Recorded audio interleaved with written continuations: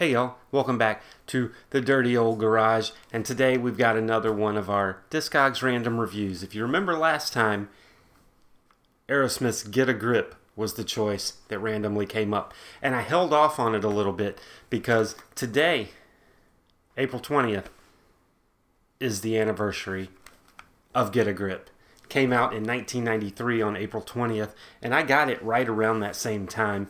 But I'm going to do this review a little bit differently, okay? I got something new for you, and I hope you like it. But before we get into that, do me a solid, hit like and subscribe. All that stuff helps out. And now, let's take a look at the history of Get a Grip. Released on April 20th, 1993, Get a Grip is the 11th studio album by legendary American rock band Aerosmith.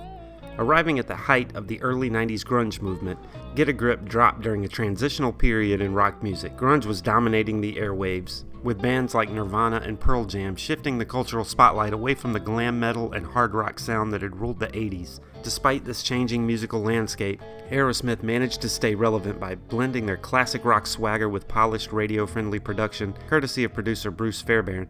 Instead of trying to adapt their sound to fit the grunge movement, Aerosmith instead leaned fully into their own sound. Get a Grip became a commercial juggernaut, propelled by a string of top 20 hit singles. Cryin', Crazy, and Amazing all leaned heavily into power ballad territory and featured cinematic music videos featuring Alicia Silverstone that became staples on MTV. The band won a Grammy in 1993 for Best Rock Performance by a Duo or Group with Vocals for Livin' on the Edge, and they repeated that in 1994 for Crazy. The album also included harder edge tracks like Eat the Rich and the title track Get a Grip, maintaining the band's gritty rock roots while also embracing the sleek sound of the 90s. The album was the band's first to hit the #1 spot on the Billboard Top 200. To this day, Get a Grip remains the best-selling album in the Aerosmith discography. With over 20 million copies sold worldwide, this album not only cemented Aerosmith's comeback, but also solidified their ability to evolve with the times without losing their identity.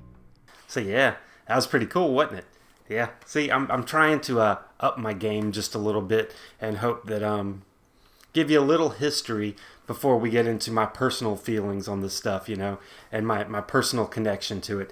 Now, I got Get a Grip in 1993 when it came out, and I got it from the BMG Music Club. Everybody knows BMG, just like Columbia House. That's how you got your collection back in the day. And I've never been afraid to let people know that the late 80s and 90s Aerosmith is my Aerosmith. I prefer, I know I'm in the minority, but I prefer it to the classics, right? Now, don't get me wrong, I still love the classics, but this was my period. This is when I was growing up. In 1993, I would have been 14 years old. So it was right in that period. And when I got this, grunge was big, and I was one of those holdouts. I was like, no, they killed my glam metal and killed my rock and roll and all that stuff. I was stupid back then. I get it, but that's just how I was as a kid. But then Aerosmith came along, and they released just a solid rock and roll record, right?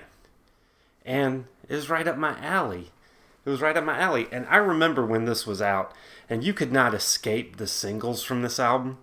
I don't remember how many they had. I know they had, let's see, at least 1, 2, 3, 4, at least 5 of these songs were singles. And they were all huge singles, like top 20 singles.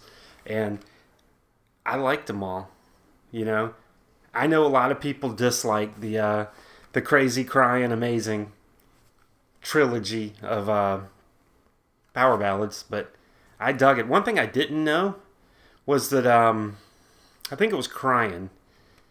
Cryin' was actually written back in around the same time of Angel, so around the Permanent Vacation days. And then it didn't get on the album until here because they didn't want to have too many ballads on that album. So they just threw them all on here, which is cool. When I went back and listened to this, I remember the majority of the songs. There's a couple of them that I don't. But the rest of them, hey, I dig it. I dig this album. It's not my favorite Aerosmith album. My favorite one is 9 Lives. But Get a Grip is a really solid album. And, it's even got Joe Perry singing a song, Walk On Down, which I really enjoy. Of course, Eat the Rich is just a great opening song. And the one that really got me into it when it first came out was Livin' on the Edge. I love that song. I love that video. I was like, this is great. This is good stuff. And of course, that, video or the song won a Grammy. So, hey, it worked out for them. And the Get a Grip tour was the first time that I saw Aerosmith live. In fact, check this out. I still have my original ticket here. I'll show it a little bit closer on the screen.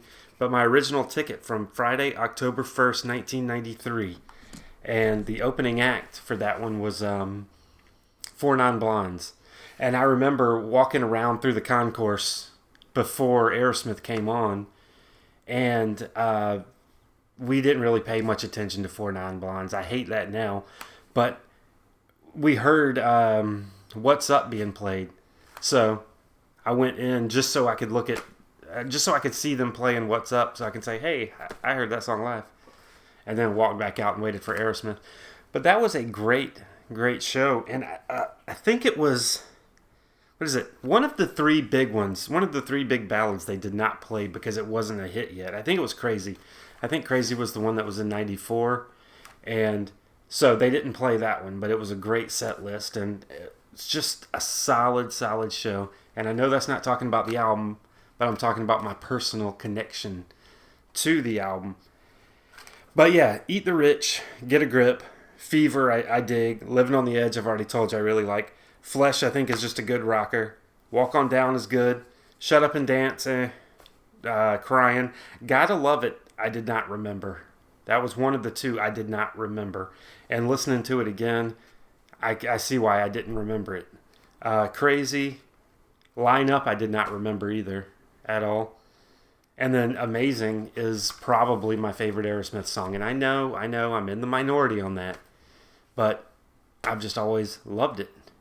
So I think even after all these years, and I probably haven't listened to this album in probably at least 2 decades, if not more.